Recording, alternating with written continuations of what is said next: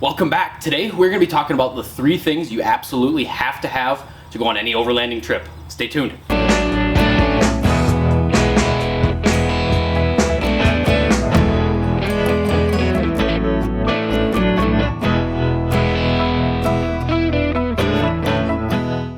For those of you who've been around for a while, you remember tailgate talk. This is going to be the same thing. For those of you who haven't seen it, it's basically just a short, try to keep it around 2-minute long video of me talking about something related to overlanding. If you like whatever topic it is, make sure you hit that like button, put something in the comments to let me know you like it, and I'll try to do a longer form video to really go more in depth and explain that. Now that being said, I'm not on a tailgate anymore. I've got this garage, and this is what I think is going to be a pretty cool studio for using for this. But I don't know what to call this series anymore. Expedition Overland has shop talk, but I can't steal that. So if you've got an idea for what I should call this series, put it in the comments down below. Give it a couple weeks, and I'll make a decision on what we're going to call it. So let's get to the actual point of this video.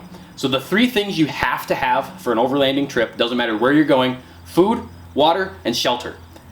That is what you have to survive. After that, it's just creature comforts to make it more fun. So depending on where you're going, maybe there's going to be water there if you're going to a campground, or you can just bring maybe a plastic jug full of water. Food, you don't have to go crazy. You could get, I don't know, maybe some like Mountain House, the frozen, the freeze-dried, not frozen, freeze-dried, and throw a little bit of water in there, maybe an MRE, something like that. Or just bring leftovers. If you got in the cooler, throw a little bit of ice in there. Doesn't have to be crazy, I guess, is where I'm going with this. If you've got a ground tent, maybe sitting up on a shelf in your garage, pull that down, got a hammock, borrow something, just go out. I think so many people get so caught up in trying to have a super cool looking rig that they go into all this debt trying to do it. Just go out. I talked about this in my how to get started in overlanding video too.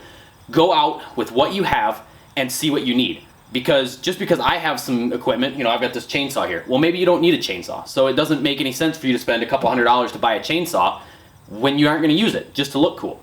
So go out. Everybody's situation is different. Buy what you need, and I think it's probably worth spending a little extra money. The whole buy once, cry once. Get good quality stuff for what you need, but don't waste a bunch of money. So start off with the food, the water, the shelter, and just go out. That being said, if you want to see what I'm actually doing, check out this video right here and see what it's actually like on our overlanding trips.